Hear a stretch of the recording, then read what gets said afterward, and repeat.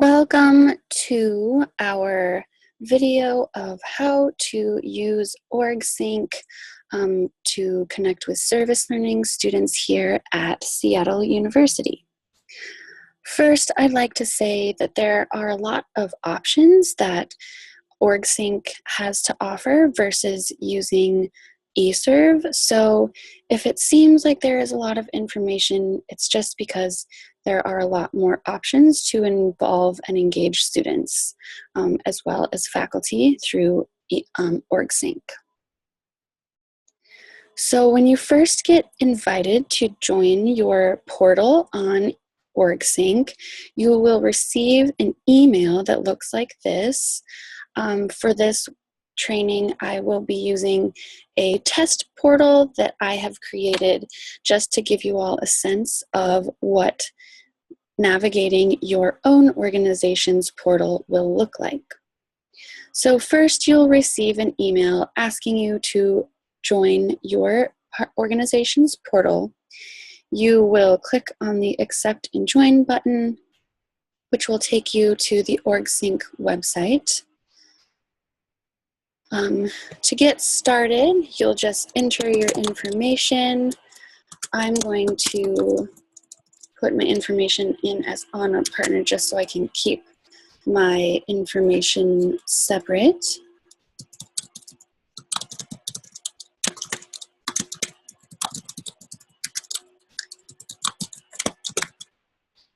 After I enter all my information, I will click on Agree to Terms, and click Create Account.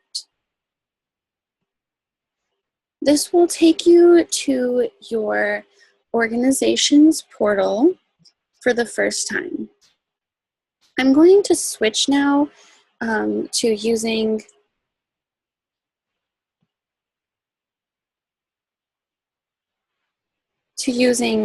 a different account that will allow me to navigate through some things as you all will be doing as our community partners. So here I'm still in the test partner portal. When you first arrive, you will see this feed as well as this profile button. The feed will show you any service learning opportunities that your organization has created. You won't see anything here as you are newly logging into the system. If you click on Profile, you will be able to see information about your organization that the CCE has already uploaded into your portal. This was just taken directly from eServe, so it should be the same as it was before, but if you would like to edit this information, you will simply click on Manage Profile. This will take you here where you can add in a description, put in a category, add some keywords if you'd like. If you'd like to upload your picture, you may do that as well. You can do all of this by clicking on Update Profile and going through the steps here. Going back, we'll go back to the home page. Under this Profile tab again, you can see this Edit Welcome message. If you'd like to click on that, this would be a good place to give students who are engaging in service learning any additional information you would like them to know about your organization before they contact you to request working with you. This may be any restrictions on time limits you have, or time limit in terms of commitment. Maybe you would like a longer commitment, or maybe there are only very specific days you need some help at your organization, or maybe you'd like to include links to any websites, forms, any information that you'd like students to have before they start working with you. You may include that here in your welcome message. Now you can see over here on the left-hand side, there are some options for things that you can customize in your portal. One of these things is social media links. Your organization may already have some icons here in the upper right-hand side of your portal. This has been done by our CCE staff to link to different Facebooks or Instagram, Twitter, whatever it is that your organization uses for social media, you are able to add those links here.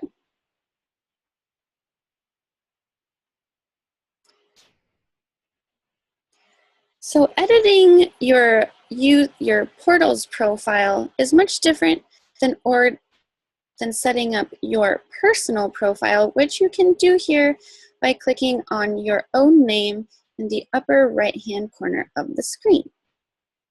When you click on this, you'll see some different options. I'm going to click on My Profile. You see here there's a button for Edit Profile. And we'd really appreciate if you were able to include some contact information here. This information will only be public to administrators of the CCE sites. Students will not be able to see this information. So you can enter your first name, last name, contact email address, and then a contact phone number. I know that this says mobile phone number. That is because OrgSync does offer the opportunity to text through the system. We won't be using that at this time, so feel free to just put in the phone number of your organization. I'm going to use a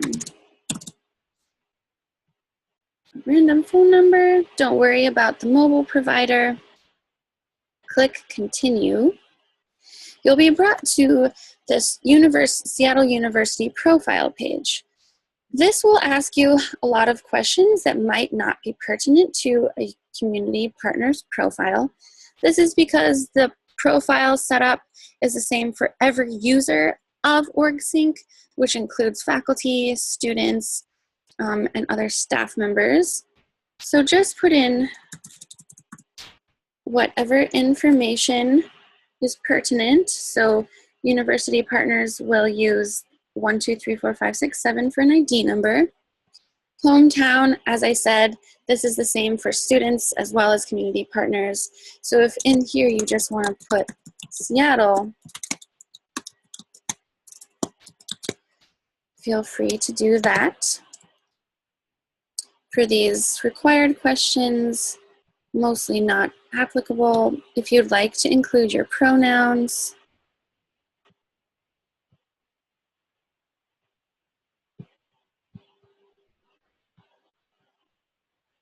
no need to complete the rest of these, and just click Finish. It will be helpful for us to have some of this contact information if you have an address to include and a phone number, as we are able to download all information for our community partners, and that would allow us to have the most complete and up-to-date information for your organization. I'm going to go back to my homepage now.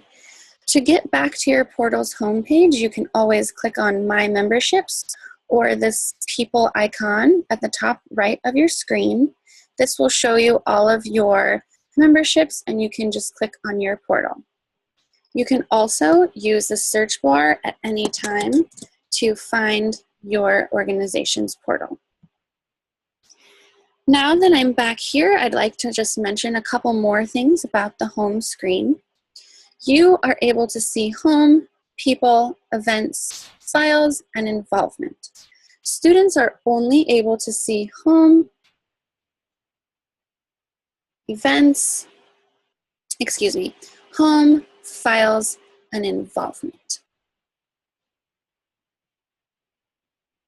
I will go over a little bit more later about how to customize the look of this as we do some tips at the end of the training. I'm going to move on now to the second tab here on your toolbar, which is the People tab.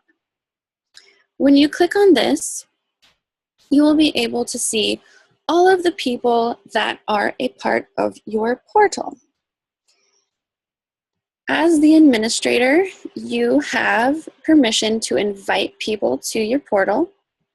This is important as the process for working with students will follow similar to how eServe worked, where students will be required to contact you via email first to request to work with you for each quarter. Once you've approved that a student will be working with you for a particular quarter, please invite them using the invite option. You can invite them with their email address. You can include any information in this message that you would like them to have prior to working with your organization. And finally, you will choose the group which you'd like these students to belong to, which would be service learning students.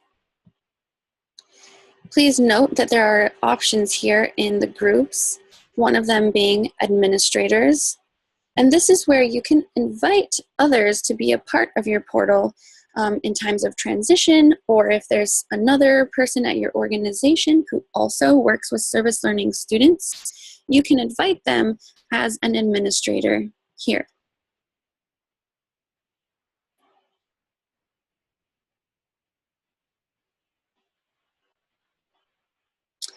I'm going to go back to the People tab now. I mentioned groups before. If you click on All People, you can see the different groups that are a part of your portal. Default will have administrators, general volunteers, and service learning students. You can click on a group to see the members of that group at any time. You may also create a group at any time. For instance, I know some organizations work with interns, so if you would like to create an intern group, you may do that. At the moment, there's no one in this group, so it does not show me any members. Clicking on All People again will show you all people involved with your portal.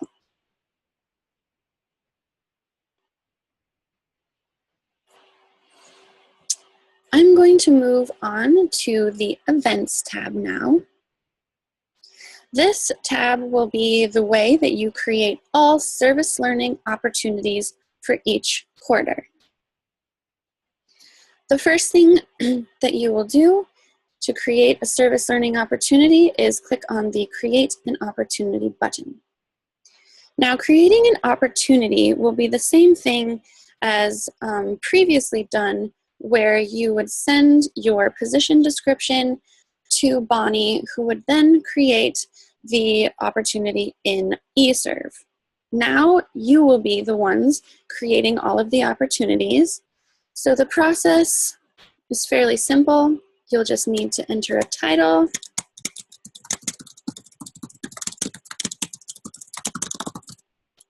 You will enter the description. Again, this can include any information such as training dates, forms, or anything that you need students to know before they before they work with your organization for this service learning opportunity. If you go down to when and where, the dates of these will follow the dates of the quarter.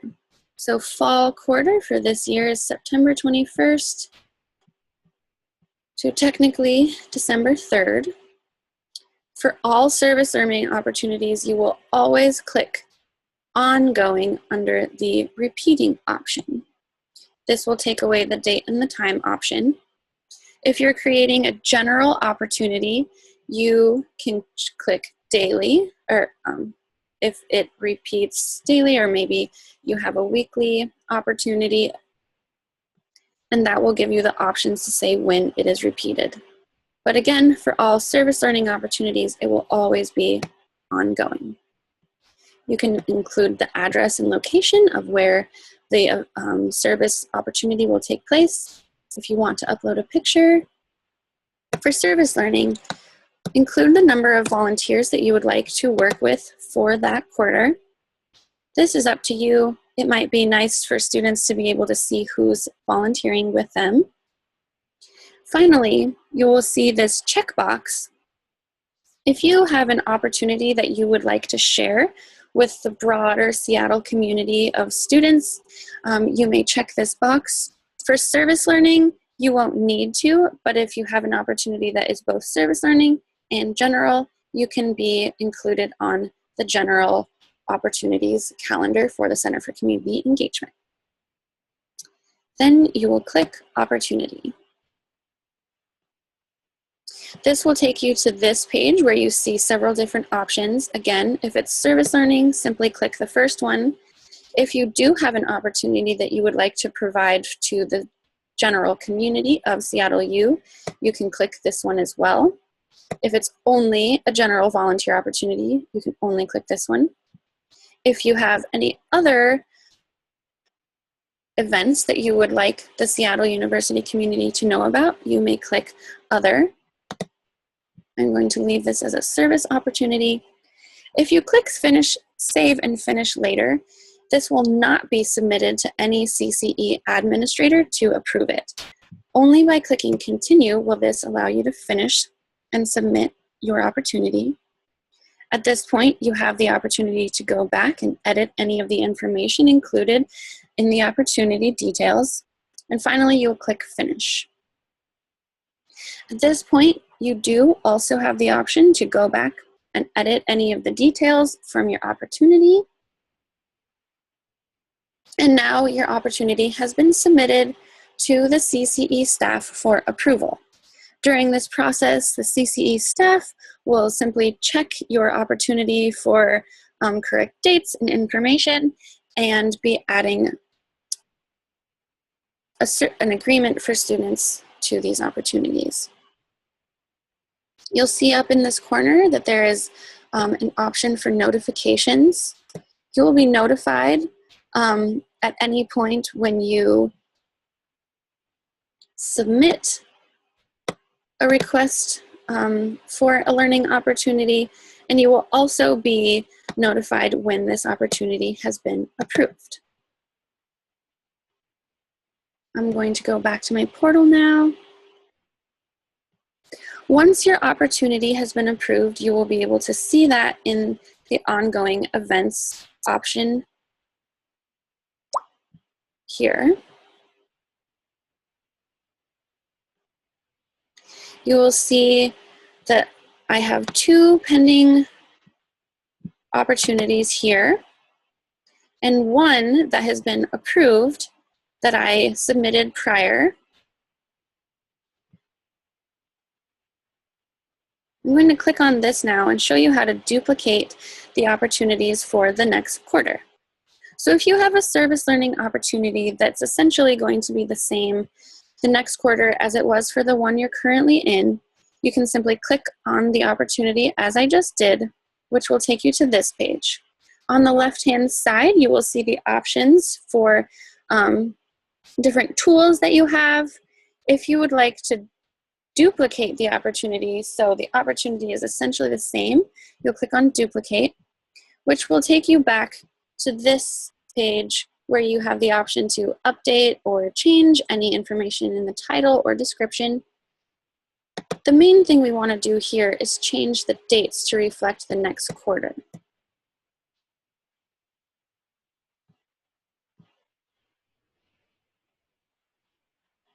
The dates that I'm choosing here aren't reflective of winter quarter for 2017.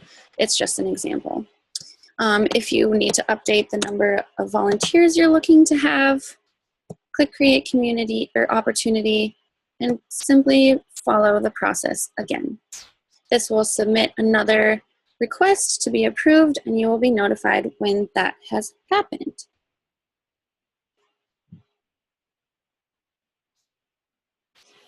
I am going to move on to the Files tab now.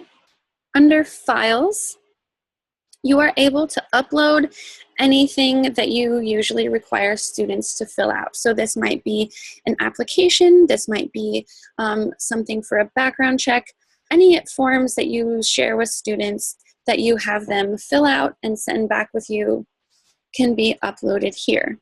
By all means, continue to use the process that you already have set up if that works easier for you, but just know that you do have the opportunity to upload files in this section that you can use to share with students at any time.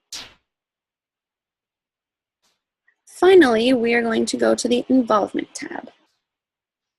This is where you will be able to see all hours that students are submitting as they work with you throughout the quarter.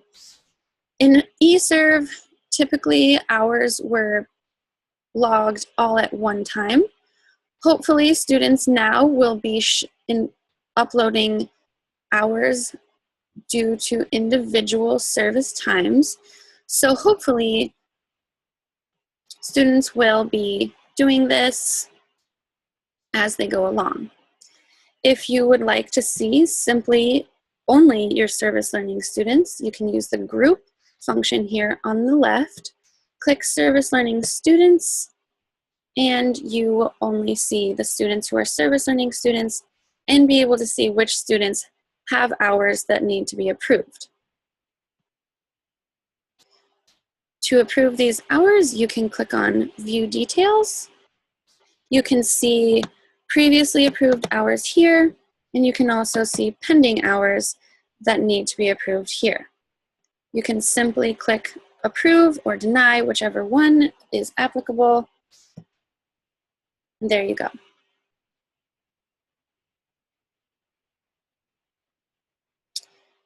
In terms of evaluating students, this process will likely change as we get closer to the end of the quarters when student evaluations are due. It will also be student or initiated, so you will just need to look out for an email with instructions on how to evaluate each student as the quarter comes to a close. I've now finished going over the main functions of all of the tabs on your toolbar here.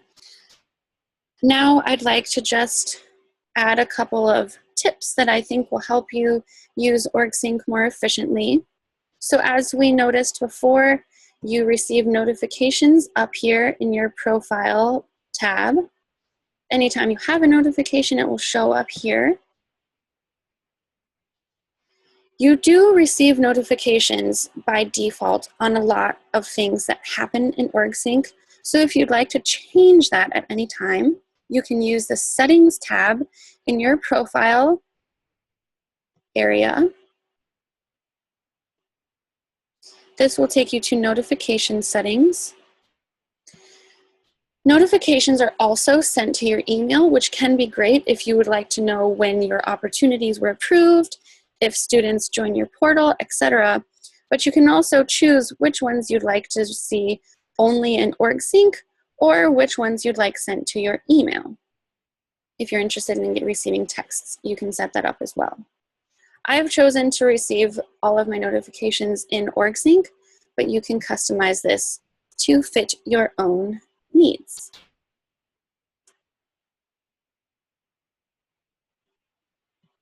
Feel free to play around with this a little bit as well. On your home page, I'm going to go back to the portal. As I mentioned before, you can see these 5 tabs at the top. You can change those by clicking Settings here on the right-hand side and clicking Organization Settings. On Permissions, you can turn on and off different options that you would like members of your portal to be able to use. If you want to communicate with students or members of your portal via OrgSync, you may turn on or off that option as well. So feel free to go through this and see what the options are and see how you can customize this to fit your needs. In terms of a timeline, the CCE will be using OrgSync exclusively to work with service learning students the fall quarter of 2016. The dates of fall quarter are September 1st to December 3rd, and we will be sending out more information and reminders about those dates as we get closer to the start of the quarter. But also please know that we would like all of your service learning opportunities for fall to be put into the OrgSync system by August 26th. Additionally, we will be uploading short videos as well as some manuals walking you through the steps that I've gone through here today. If you need a refresher at any time during the summer or during the quarter on how to use OrgSync to work with service learning students. Lastly, we are also new to OrgSync and learning all of the different quirks. So if there's any comments or questions that would help us use OrgSync better in the Center for Community Engagement, please let us know. You can contact the center directly or Bonnie as well. If you have any questions, please don't hesitate to ask.